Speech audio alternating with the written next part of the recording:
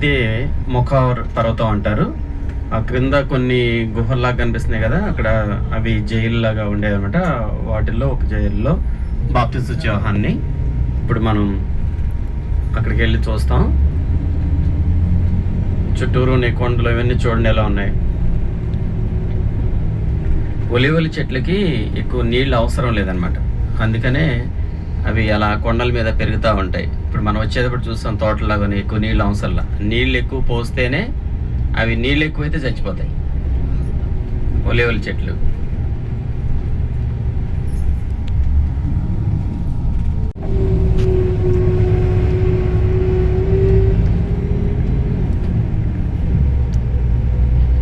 అదిగా కొండ ఇంకా కనబడుతూ ఉంది మనకి. చూడండి, 2 స్తంభాలు మాత్రమే పైన ఉన్నాయి.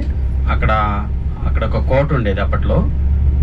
ఆ కోటలోనే హేరోదు ఆ రోజు విందు జరుపుకున్నాడు. ఎందుకు అలా అక్కడ కోట ఎందుకు కట్టారు ఏంటి అన్ని వివరాలు ఇప్పుడు అక్కడికి వెళ్ళిన తర్వాత మీతో చెప్తాను.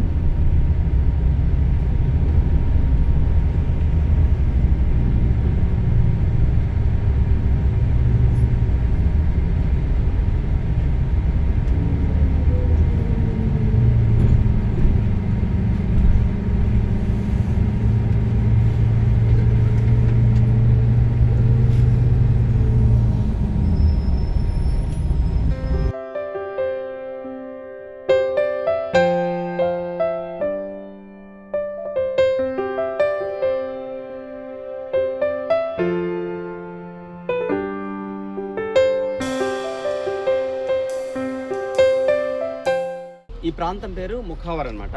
ఈ కొండ పేరు కూడా ముఖావర్. అయితే ఇక్కడ హేరోద్ యాంటిపాస్ అనేవాడు ఇక్కడ విందు జరుపుకున్నాడని మేము చెప్పాము. ఇది మత్తయి సువార్త 14వ అధ్యాయము 6వ వచనం నుండి ఉంటుంది. ఇక్కడ మత్తయి సువార్త 14వ అధ్యాయం 6వ వచనం నుండి ఉంటుంది. అప్పట్లో ఉన్న హేరోద్కి ఒక చర్మ వ్యాధి ఉండేది.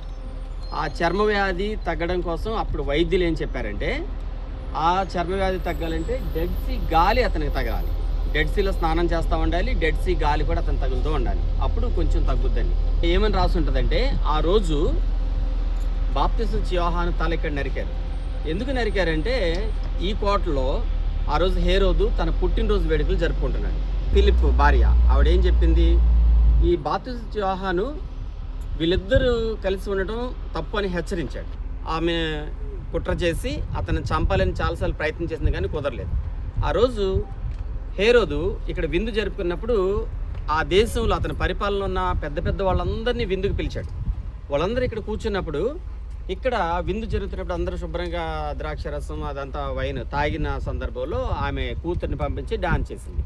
ఆ డాన్స్కి అతను చాలా సంతోషపడ్డాడు. నీకు ఏం అడిగినా ఇస్తాను, నా రాజ్యంలో సవ్యమన్నా ఇస్తాను అన్నప్పుడు వెళ్ళి తల్లిని అడిగింది. ఏం అడగాలి నేను అని అడిగితే తల్లి ఏం చెప్పిందంటే బాప్తిస్మ యోహాను తల నరకమని. కానీ అతను ప్రవక్త కాబట్టి భయపడ్డాడు. కానీ అందరి ముందు చెప్పిన మాట నెరవేర్చుకోవడం కోసం అప్పుడు అక్కడ ఇలాంటి గుహలు కొన్ని కనిపిస్తున్నాయి. చూడండి, కింద కొన్ని గుహలు కనిపిస్తున్నాయి.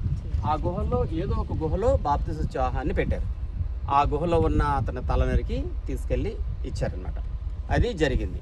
అప్పటి నుంచి ఇక్కడ మీకు ఒక బోర్డు కనిపిస్తుంది.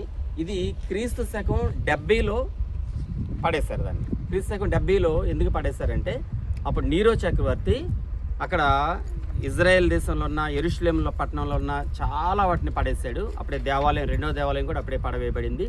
అప్పుడే యూదులందరినీ ఊచకోత కోసారు, చంపారు. వారు ప్రపంచవ్యాప్తంగా చెదిరిపోయారు, అనేక దేశాలు వెళ్ళిపోయారు. అప్పుడు ఈ ప్రాంతమే కాదు, ఎక్కడ ఉన్నా సరే, అంటే మొసాదా నేషనల్ పార్క్ అని ఒకటి ఉంటుంది. మొసాదా అనేది అక్కడ కూడా హేరోదు కట్టిన ఒక కోట ఉంది. అక్కడ కూడా కొంతమందిని చంపారు. తర్వాత మనం యెషయా గ్రంథం దొరికిన కుమ్రాన్ కేవ్స్ అనే ప్రాంతంకి వెళ్తాం. అక్కడ కూడా చంపారు. అక్కడ ఏషియన్స్ అనేవాళ్ళు, అంటే ఆయా ప్రాంతాల్లో చెప్తా, అవన్నీ జస్ట్ మీకు చెప్తున్నాను వివరంగా. అక్కడికి వెళ్ళిన తర్వాత మనం అన్ని వివరాలు తెలుసుకుందాం. అప్పుడు పడవేసిన తర్వాత ఇంకా కోట పునర్నిర్మించబడలేదు. ఇప్పుడు ఈ ప్రభుత్వం దాన్ని కొంచెం డెవలప్ చేయాలని చూస్తున్నారు, ఎందుకంటే పర్యాటకులు ఎక్కువ మంది వస్తున్నారు కాబట్టి. అది జరిగిన సంగతి. ఇంకా హేరోద్ ద గ్రేట్ కొంచెం డెవలప్ చేశాడు, చాలా డెవలప్ చేశాడు. దానిపైన స్విమ్మింగ్ పూల్ ఉండేది.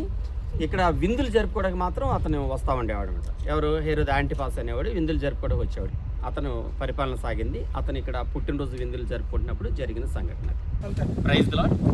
ఈరోజు జూలై 22వ తేదీ 2026వ సంవత్సరం. ఇప్పుడు మేము ఇజ్రాయెల్ దేశంలోని తాబోరు పర్వతంపై ఉన్నాము. నా వెనక చూస్తే మీకు తాబోరు పర్వతం కనబడుతూ ఉంది. చాలామంది ఇక్కడ యుద్ధం జరుగుతుందని చెప్పేసి కొన్ని తెలుగు ఛానల్స్ చెప్తున్నారు.